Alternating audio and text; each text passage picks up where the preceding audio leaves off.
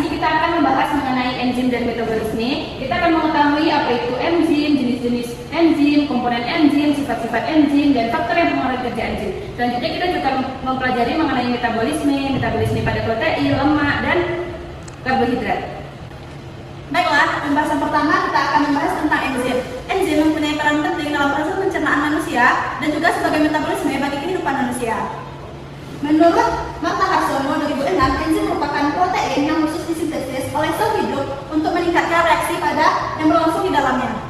Baiklah teman-teman semuanya, selanjutnya kita akan masuk ke jenis-jenis enzim. Di sini pembahasan kita ada 6 jenis-jenis enzim. Yang pertama yaitu enzim lipase, merupakan enzim yang membantu mencerna lemak di dalam usus manusia. Yang kedua yaitu enzim amilase yang berfungsi untuk mengubah pati menjadi gula dan ditemukan dalam air liur manusia. Yang ketiga yaitu enzim maltase yang berfungsi untuk memecah gula maltosa menjadi glukosa. Nah, enzim ini juga ditemukan di dalam air liur manusia. Yang keempat itu maltosa ditemukan dalam sejumlah makanan seperti pati, kentang. Yang kelima itu enzim tripsin yang ditemukan di usus kecil, yaitu yang berfungsi untuk memecah protein menjadi asam amino. Yang terakhir atau yang keenam itu enzim laktase yang berfungsi untuk memecah laktosa, gula dalam susu menjadi glukosa dan laktosa, dan ditemukan juga di usus kecil manusia.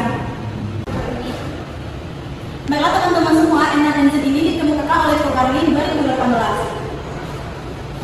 Pembahasan selanjutnya yaitu tentang komponen enzim. Apa aja sih komponen enzim itu?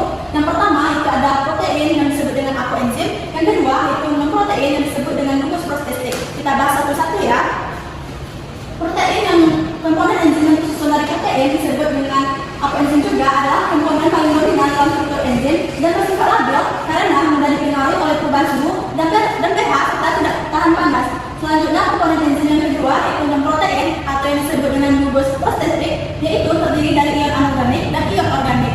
Ion anorganik sebagai kofaktor dan merupakan katalis yang mampu meningkatkan kerja enzim, sedangkan ion organik sebagai koenzim yang berfungsi untuk memindahkan zat kimia dari satu enzim ke enzim lainnya.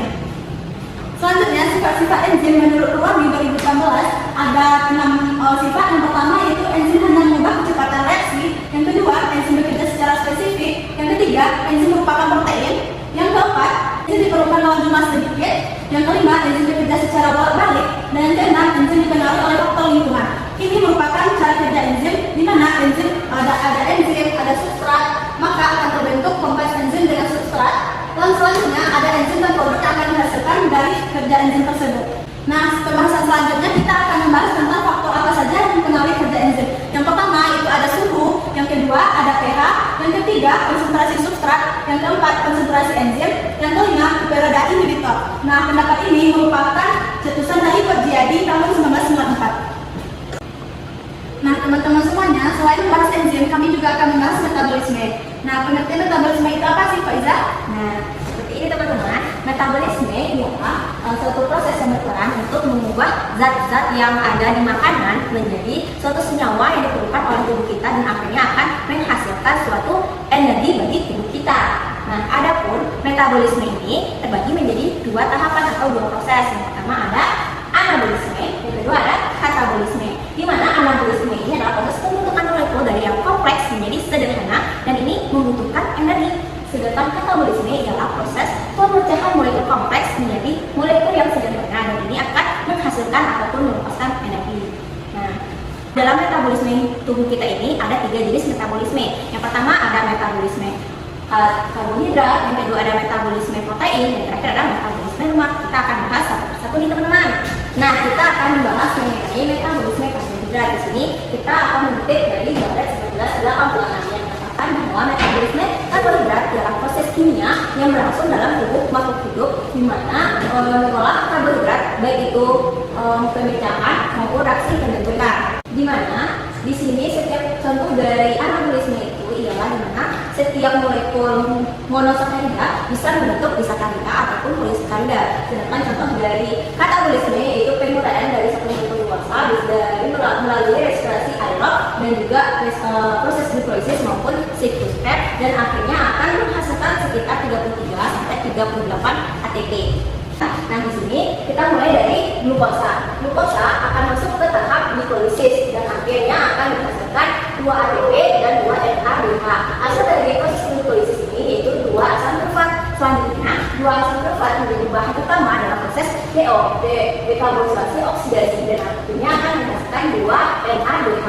Selanjutnya, setelah proses dari DO, selanjutnya akan menghasilkan dua asam sulfat yang akan masuk ke dalam siklus Krebs. Di siklus Krebs ini akan menghasilkan 6 NADH, 2 FAH, FADH2 dan 2 ATP.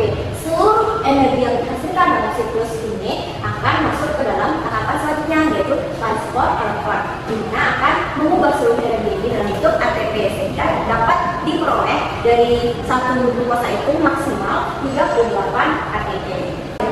Mengenai metabolisme protein, di mana metabolisme protein ini adalah seluruh proses kimia fisika yang menyebabkan adanya perubahan ataupun anabolisme dari protein menjadi asam amino ataupun perubahan asam amino menjadi protein. Di mana seluruh kegiatan ini, seluruh proses ini akan menghasilkan suatu energi. Selanjutnya kita akan membahas lemak, di mana metabolisme lemak ini adalah seluruh sintesis dan degradasi lipid dalam sel yang melibatkan pemecahan atau penyimpanan lemak untuk dihasilkan nantinya energi. Dan secara garis besar metabolisme lemak ini dimulai dari pemecahan gliserol menjadi gliserol dan asam lemak. Nah, gliserol ini akan kemudian melewati beberapa proses dari gluconeogenesis dan akan berubah menjadi glukosa dan masuk ke dalam proses glikolisis. Ini dikutip dari Rodwell 1987.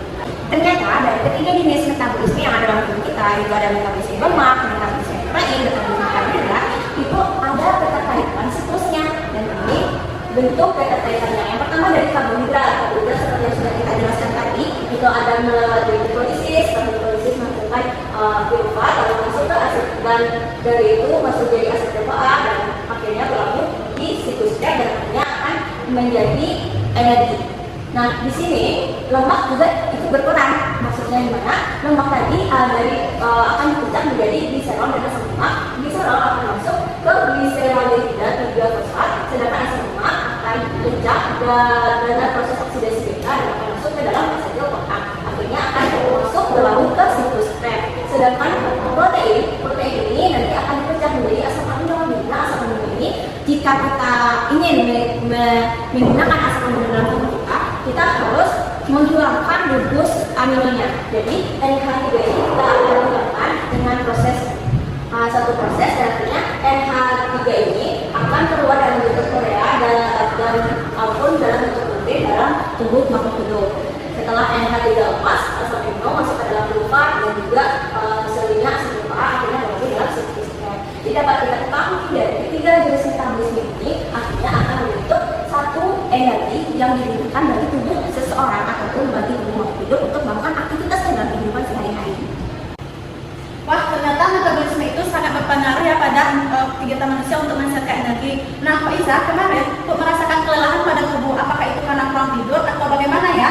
Menurut Pak Iza? Ya, sebenarnya Put, ketika kita lelah itu tidak hanya berpengaruh dari aktivitas kita saja seperti kelelahan ataupun banyak kerjaan. Sebenarnya tidak hanya itu saja berpengaruh, jadi kita menjadi lelah. Hal itu selain segala sesuatu itu juga berpengaruh dalam sistem metabolisme kita. Karena jika kita kekurangan metabolisme atau sistem metabolisme kita tidak lancar, maka kita akan mengalami kelelahan, pusing, dan lain-lain penyakit sebagainya. Nah, untuk itu bagaimana caranya kita untuk meningkatkan metabolisme kita? Ada beberapa caranya nih. Nah, silakan kepada salah satu caranya yaitu dengan cara mengkonsumsi pepaya. Mengapa demikian? Karena pepaya mengandung enzim papain. Apa sih enzim papain itu?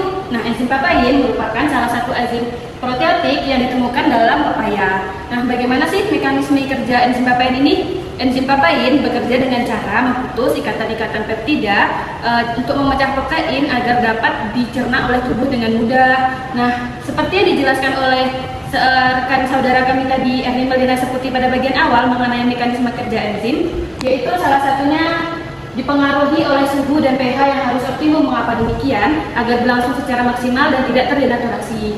Nah, enzim papain memiliki potensi sebagai biokatalisator ketika mencapai suhu yaitu 50 hingga 60 derajat Celcius dengan derajat keasaman atau pH-nya yaitu 6-8. Meskipun demikian, mengkonsumsi pepaya tidaklah boleh berlebihan, secukupnya saja. Jika berlebihan juga tidak baik untuk tubuh kita. Begitulah mengenai sistem metabolisme yang terganggu dapat ditangani dengan mengkonsumsi pepaya secara wajar. Wah, terima kasih ya saudari Benny. Nah, sudah menjelaskan bagaimana cara kita untuk meningkatkan metabolisme agar energi dari dalam tubuh kita bisa optimal untuk bekerja dalam kehidupan aktivitas sehari-hari. Baiklah.